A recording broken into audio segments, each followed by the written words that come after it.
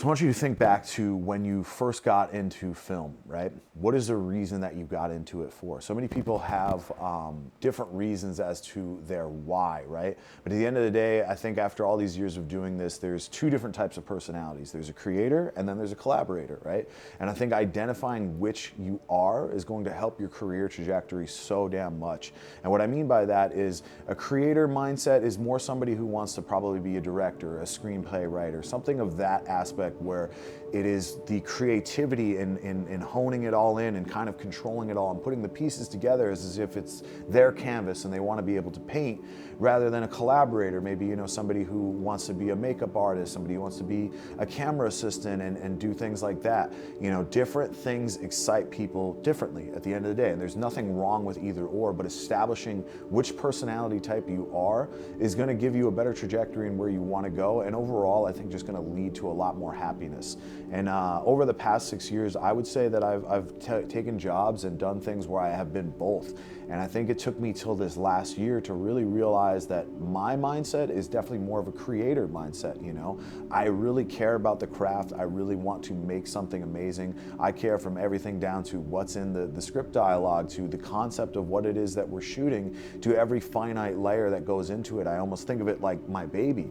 But the problem with that is when you are in a collaborator type role as a cinematographer, which is the majority of what my career has been outside of some projects that I've directed, it will eventually rub people the wrong way. Your light is too bright, right? Like, you care so much, and sometimes maybe you care about more details than the creator who's hired you, and what's going to happen is you're going to get friction there, and what's going to happen is over time you're going to be unhappy too, because you're not able to create, or as the young guys say these days, you're not able to cook, you know what I mean?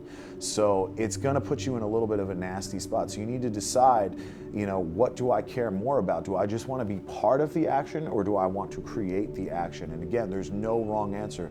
We can't make films without an entire team. It takes an entire team to be able to do the things that we do. And some people want to be able to create the beautiful makeup that we see on the screen. Some people want to build the cameras and pull the focus, and some people want to create the beautiful sets for directors and you know, have these like leeways of ideas that they get from these directors to be able to do the amazing work that they do. And again, there's nothing wrong with either or mentality, but I've had to learn in this past year to dim my light, because it's not always about me, especially if I've been hired as a collaborator, right? You are there to serve the purpose of helping out the director and their vision and the other creative that's involved with this team. And that's helped me so much understanding that here and humbling out, things like that. But along the way as well, it's also helped me to realize that, okay, you know what? Long term, this isn't what I want to do. I definitely want to shift my attention more towards directing, and that's always been the goal. But I've taken such an approach of, you know what, I need to be the captain of the ship to learn how to run the ship. I want to learn how to do as many different positions and as many different technical things as I possibly can in this industry, so that way one day when we do climb up the ladder and we do become a leader, and to be an effective leader, you know, we can have all this knowledge to be able to, you know, tell our team how and where we're trying to go and all of these things.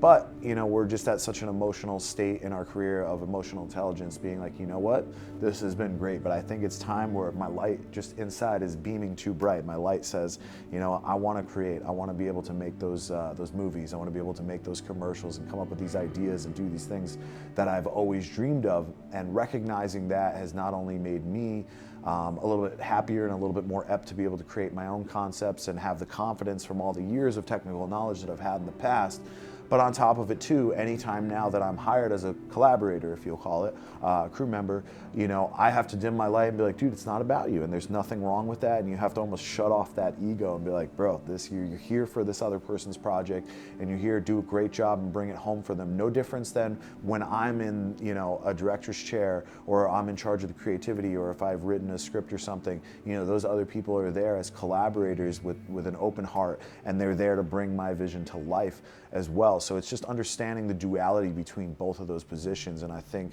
that understanding where your mind is at, and then also understanding sometimes even though your mind is there, you have to set your heart in the right place and know where you are and be able to read the room.